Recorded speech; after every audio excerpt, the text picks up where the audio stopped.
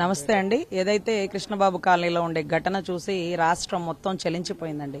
ఎంత దారుణమైన వ్యవస్థ అంటే ఒక వివస్త్రం చేసేసింది ఒక అధికార పార్టీకి సంబంధించినటువంటి వ్యక్తులు. అయితే సరే సస్పెండ్ చేసినాము లేకపోతే వాళ్ళ మీద యాక్షన్ తీసుకుంటున్నామంటే ఎన్నాళ్ళు అని ఇక్కడ మహిళలు అడుగుతున్నారండి. చట్టాలు బలంగా లేవండి, ఇవాళ వాళ్ళని అరెస్ట్ చేయొచ్చేమో మీరు కంట తొడప చర్య కింద, మళ్ళీ సాయంత్రానికే కాళ్ళు ఎగరేసుకొని మళ్ళీ వాళ్ళు వచ్చేస్తారు, అప్పుడు ఏంటి మా పరిస్థితి? ఈ రోజు ఆమెని వివస్త్రం చేస్తే బట్టలు కప్పుతున్న వాళ్ళని కూడా దాడి చేసేసినారు.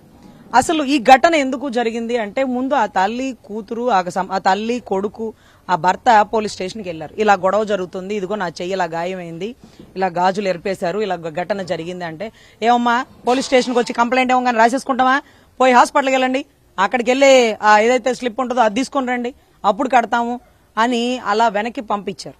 పంపిస్తే వాళ్ళు పాపం హాస్పిటల్కి వెళ్ళి టెస్టులు వేసుకుని ఆ రిపోర్ట్స్ తీసుకుని వస్తుండగా మా మీద పోలీస్ స్టేషన్కి వెళ్ళి కేసులు కడతావా, నువ్వు చెప్తే రాసేసుకుంటారా అంటూ ఈ ఘటన జరిగిందట. ఈ ఘటనలో పాల్పడిన వారు ఎవరైతే హిజ్రాలు ఉన్నారో వారికి సంబంధించిన మనుషులని వాళ్ళని అందరినీ లోపలేసినారు. కానీ ఈ విషవృక్షం ఎక్కడ బిగినైంది? మీరు గుర్తుంటే రైల్వే కోడూరు ఘటనలో ఒక మహిళ మీద పోలీసుల చేతిలో కర్ర తీసుకొని నడి రోడ్డు మీద ఒకడు రేల కొట్టి కులం పేరు పెట్టి కూడా బూతు తిట్టాడు. మరి ఇప్పుడు అతనికి ఏం చర్య తీసుకున్నారు? అతనికి చర్య తీసుకున్నప్పుడు నాకేం చర్య తీసుకుంటారు? అతను జనసేన పార్టీ వాడు, నేను ఇంకా అధికార పార్టీ వాడిని, నా మీద ఏం చర్య తీసుకుంటారంటూ ఇంకొకటి రెచ్చిపోయాడు. అంటే నడి రోడ్డు మీద కర్రలతో కొట్టారు. అక్కడ మనం కరెక్ట్ అన్నామేమో, అతని మీద యాక్షన్ తీసుకోలేమో, ఈ మాత్రం రిమాండ్ కూడా విధించలేదు కదా. మరి ఎస్సీ ఎస్టీ కేసు పనిచేయాల, మహిళ మీద కర్రతో దాడింది పనిచేయాల, పబ్లిక్ లో న్యూసెన్స్ పనిచేయాల, మరి ఏ సెక్షన్స్ ఎందుకు వర్తించలేకపోయిందో అర్థం కాల. చూసినారా, ఆ ఘటన తర్వాత ఈ ఘటన రిపీట్ అయింది. ఇది ఏకంగా వివస్త్రం అయిపోయింది. అసలు ఆ ఒంటి మీద బట్టలు కప్పుదాం అనుకున్న వెనకాలన్న మహిళల్ని వాళ్ళని కూడా ఒంటి మీద బట్టలు చించేస్తున్న పరిస్థితి. అంటే ఇరుగు పొరుగు అంటే వాళ్ళ ప్రాణాలకి తెగించి వాళ్ళు కాపాడారు వాళ్ళ ప్రాణం. ఇప్పుడు వాళ్ళు ఏమంటున్నారంటే, నన్ను అడుగుతున్న ప్రశ్నలు, మీరు వాళ్ళని లోపలేసినారు కదా, ఎన్నాళ్ళు ఉంచుతారు? 5 నెలలు ఉంచుతారా, 6 నెలలు ఉంచుతారా, రేపే పంపిస్తారా? ఎవరు డబ్బులు ఇస్తే వాళ్ళ వైపు మాట్లాడే ప్రభుత్వాలను నడిచిపోతున్న పోలీస్ వ్యవస్థలండి. సో నేను ఇక్కడ ఒకటే చెప్తున్నాను ఏంటంటే, వెంటనే సీఏ గారు రియాక్ట్ అయ్యి వాళ్ళ మీద ఆ ఘటనకి రియాక్ట్ అయ్యి ఉంటే ఇంత ఘటన జరిగి ఉండేది కాదు.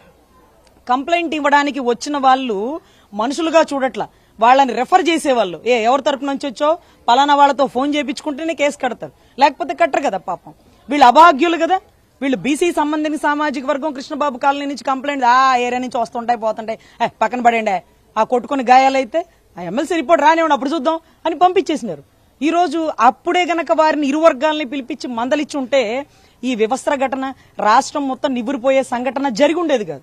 సో ఇమీడియట్ గా రియాక్ట్ అవ్వాల్సినటువంటి పోలీస్ వ్యవస్థలు వాళ్ళు చెప్తేనో వీళ్లు చెప్తేనో రియాక్ట్ అవ్వడం మానేసి సమయానికి అక్కడ జరిగిన పరిస్థితిని బట్టి స్పందించండి. ఒకడు విజిలేస్తేనే పని చేస్తాను, ఒకడు ఫోన్ చేస్తేనే రియాక్షన్ ఇస్తాను, ప్రభుత్వం మా చేతిలో ఉంది అంటే ఇవాళ కంట తుడుపు చర్యగా మీరు సస్పెన్షన్ చేసి ఉంటారు. అతని ప్లేస్ లో ఇంకొకటికి టికెట్ ఇస్తారు, ఏముందాడా అతని పక్కన పడేసినట్టు. అయితే మరి ఇది అన్ని చోట్ల ఇలాగే రియాక్ట్ అవుతున్నారా? ఇక్కడ మాత్రమే రియాక్ట్ అయ్యారా? ఆ వెళ్లిన వాడు ఎన్ని రోజుల్లో వస్తారు? ఇవన్నీ కూడా మేము అడుగుతుంది కాదండి, సాధారణ మహిళలు అడుగుతున్నారు. రేపు మళ్లీ వచ్చి కాళ్ళు ఎగరేస్తారేమో.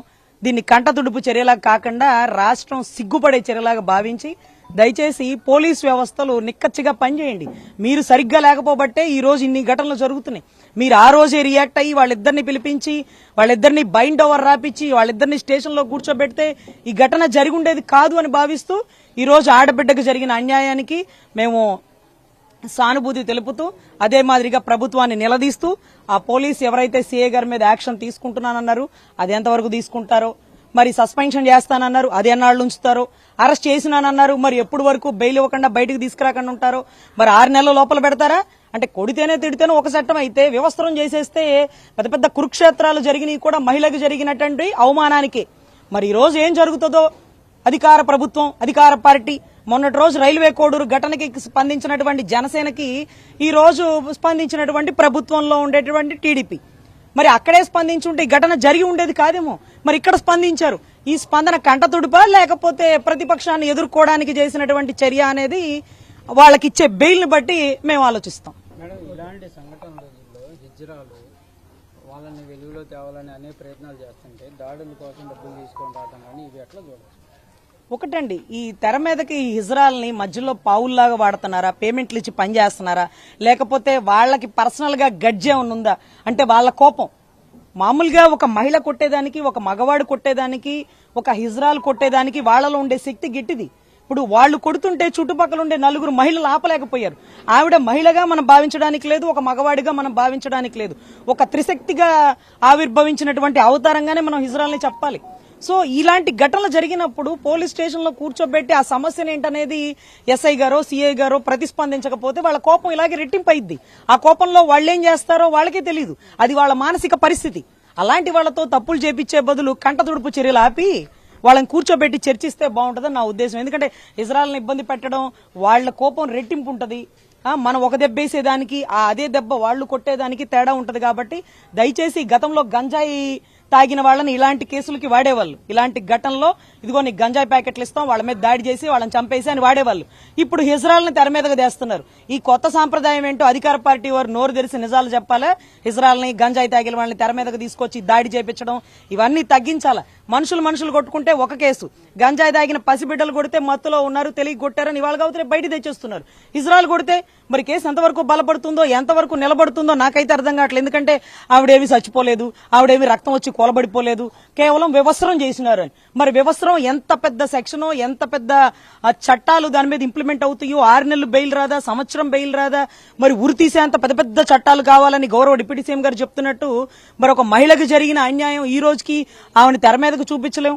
ఆమెతో మాట్లాడుతుంటే కన్నీటి పర్యంతం అయిపోతున్నాం. ఈ జరిగిన అవమానం నేను ప్రతిరోజు నిద్రలో గుర్తు తెచ్చుకొని బాధపడాలేనండి అంటూ ఆవిడ పడుతున్న ఆవేదనకి మరి ఏమాత్రం తీర్పిస్తుందో చట్టాలు, ప్రభుత్వాలు చూడాలండి. ఎంత దారుణమైన వ్యవస్థ అంటే ఒక వివస్త్రం చేసేసింది ఒక అధికార పార్టీకి సంబంధించినటువంటి వ్యక్తులు. అయితే సరే సస్పెండ్ చేసినాము, లేకపోతే వాళ్ళ మీద యాక్షన్ తీసుకుంటున్నామంటే ఎన్నాళ్ళు అని ఇక్కడ మహిళలు అడుగుతున్నారండి. చట్టాలు బలంగా లేవండి, ఇవాళ వాళ్ళని అరెస్ట్ చేయొచ్చేమో మీరు కంట తొడప చర్య కింద, మళ్ళీ సాయంత్రానికే కాళ్ళు ఎగరేసుకొని మళ్ళీ వాళ్ళు వచ్చేస్తారు. అప్పుడు ఏంటి మా పరిస్థితి? ఈ రోజు ఆమెని వివస్త్రం చేస్తే బట్టలు కప్పుతున్న వాళ్ళని కూడా దాడి చేసేసినారు. అసలు ఈ ఘటన ఎందుకు జరిగింది అంటే ముందు ఆ తల్లి కూతురు, ఆ తల్లి కొడుకు, ఆ భర్త పోలీస్ స్టేషన్కి వెళ్లారు. ఇలా గొడవ జరుగుతుంది, ఇదిగో నా చెయ్యి ఇలా గాయమైంది, ఇలా గాజులు ఎరిపేశారు, ఇలా ఘటన జరిగింది అంటే ఏమమ్మా పోలీస్ స్టేషన్కి వచ్చి కంప్లైంట్ ఏమో రాసేసుకుంటామా, పోయి హాస్పిటల్కి వెళ్ళండి, అక్కడికి వెళ్ళి ఏదైతే స్లిప్ ఉంటుందో అది తీసుకొని రండి, అప్పుడు కడతాము అని అలా వెనక్కి పంపించారు. పంపిస్తే వాళ్ళు పాపం హాస్పిటల్కి వెళ్లి టెస్టులు వేసుకుని ఆ రిపోర్ట్స్ తీసుకుని వస్తుండగా మా మీద పోలీస్ స్టేషన్కి వెళ్లి కేసులు కడతావా, నువ్వు చెప్తే రాసేసుకుంటారా అంటూ ఈ ఘటన జరిగిందట. ఈ ఘటనలో పాల్పడిన వారు ఎవరైతే హిజ్రాలు ఉన్నారో వారికి సంబంధించిన మనుషులని, వాళ్ళని అందరినీ లోపలేసినారు. కానీ ఈ విషవృక్షం ఎక్కడ బిగినైంది? మీరు గుర్తుంటే రైల్వే కోడూరు ఘటనలో ఒక మహిళ మీద పోలీసుల చేతిలో కర్ర తీసుకొని నడి రోడ్డు మీద ఒకడు రేల కొట్టి కులం పేరు పెట్టి కూడా బూతు తిట్టాడు. మరి ఇప్పుడు అతనికి ఏం చర్య తీసుకున్నారు? అతనికి చర్య తీసుకున్నప్పుడు నాకేం చర్య తీసుకుంటారు? అతను జనసేన పార్టీ వాడు, నేను ఇంకా అధికార పార్టీ వాడిని, నా మీద ఏం చర్య తీసుకుంటారంటూ ఇంకొకటి రెచ్చిపోయాడు. అంటే నడి రోడ్డు మీద కర్రలతో కొట్టారు. అక్కడ మనం కరెక్ట్ అన్నామేమో, అతని మీద యాక్షన్ తీసుకోలేమో, ఈ మాత్రం రిమాండ్ కూడా విధించలేదు కదా. మరి ఎస్సీ ఎస్టీ కేసు పనిచేయలా, మహిళ మీద కర్రతో దాడింది పనిచేయలా, పబ్లిక్ లో న్యూసెన్స్ పనిచేయలా, మరి ఏ సెక్షన్స్ ఎందుకు వర్తించలేకపోయిందో అర్థం కాల. చూసినారా, ఆ ఘటన తర్వాత ఈ ఘటన రిపీట్ అయింది. ఇది ఏకంగా వివస్త్రం అయిపోయింది.